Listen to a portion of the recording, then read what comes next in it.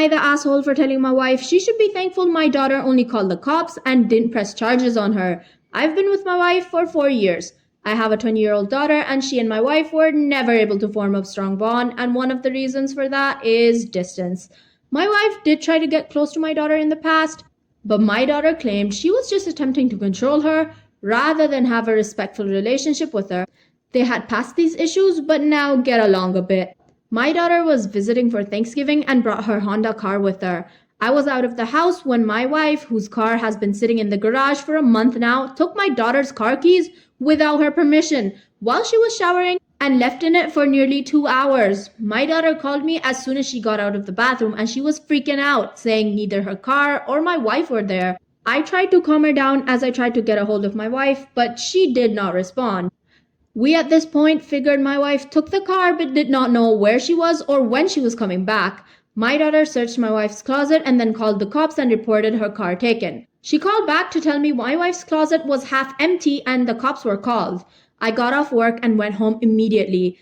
And on the way home, my wife called crying she just got picked up by the cops at Walmart and was brought into the station. I went over there and met my daughter there. We discussed what happened, and it turned out my wife took the car to go do some shopping and left my daughter a note in the kitchen to let her know since she doesn't have her number, and took her clothes from the closet she packed earlier this morning for church donations.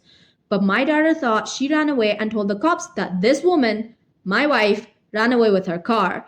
My daughter got her car back and my wife was let go after filling out a form. I took her home and that's where she had a fight with my daughter, calling her crazy for calling the cops on her, and a few other things I can't remember. But I told my wife what she did was unacceptable and should be grateful my daughter only called the cops in a moment of panic and did not press charges after what she did.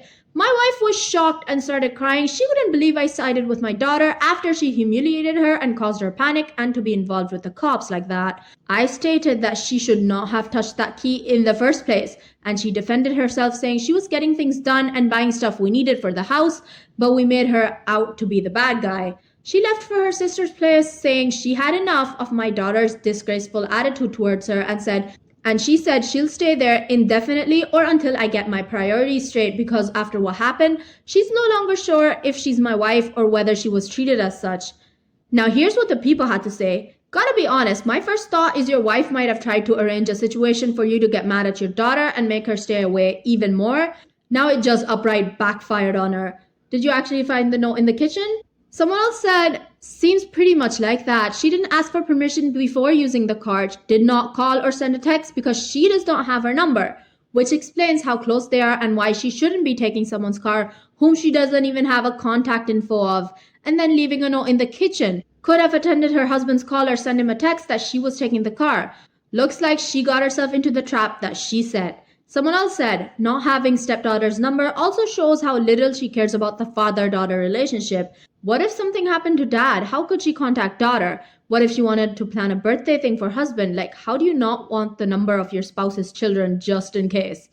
Here's what someone else said. Yeah, that definitely stuck out to me. I'm not close with my mother's husband at all, but we have each other's numbers in case there's an emergency. If something happened with my mom, he'd absolutely call my sister and I first. So guys, tell me your thoughts on this story in the comments.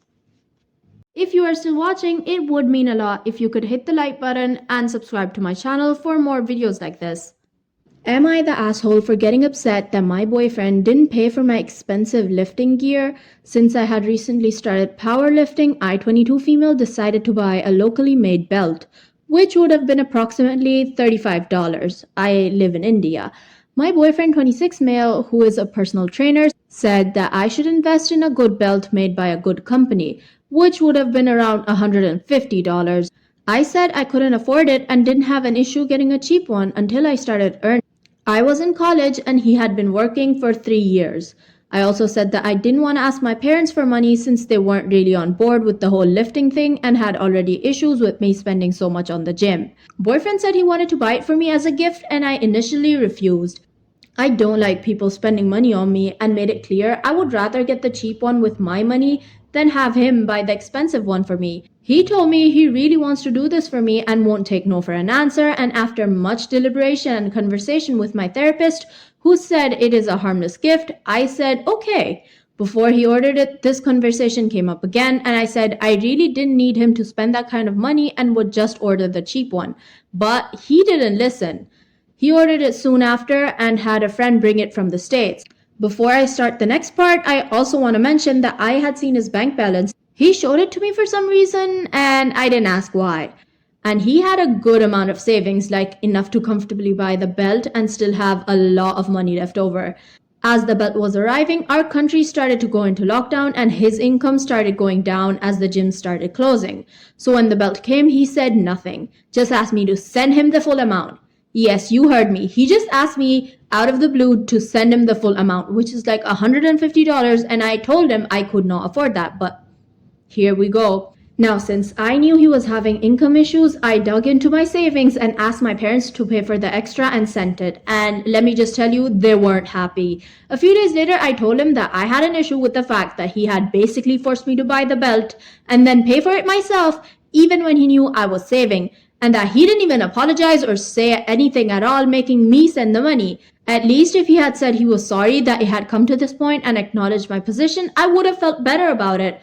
When I said this, he got very defensive and aggressive and called me a spoiled C and other names. Later, when I said I don't like him calling me names, he said that's just the way he talks, and said I should be more understanding given his position and that he hadn't expected me to be with him for just money.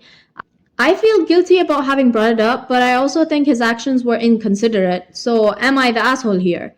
Here's what the people had to say.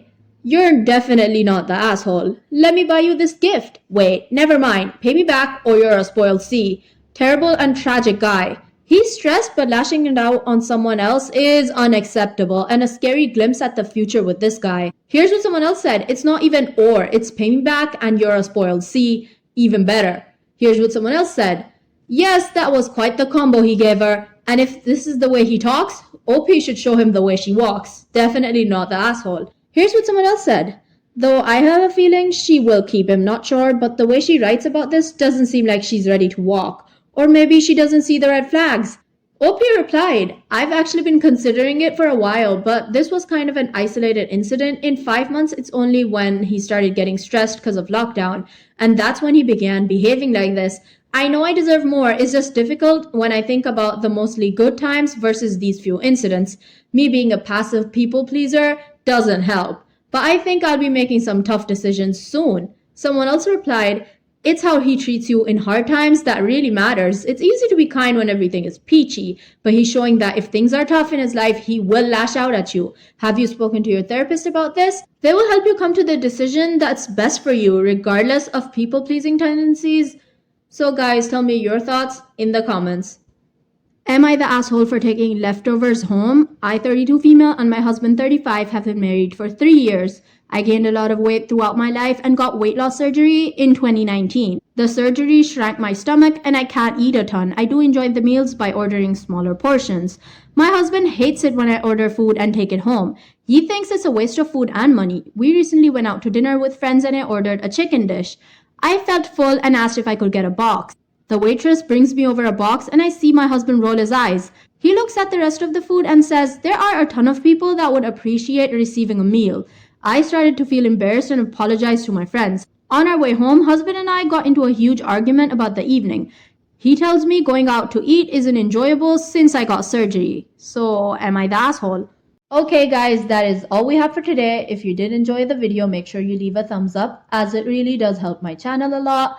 And comment down below your thoughts or your favorite parts of the story.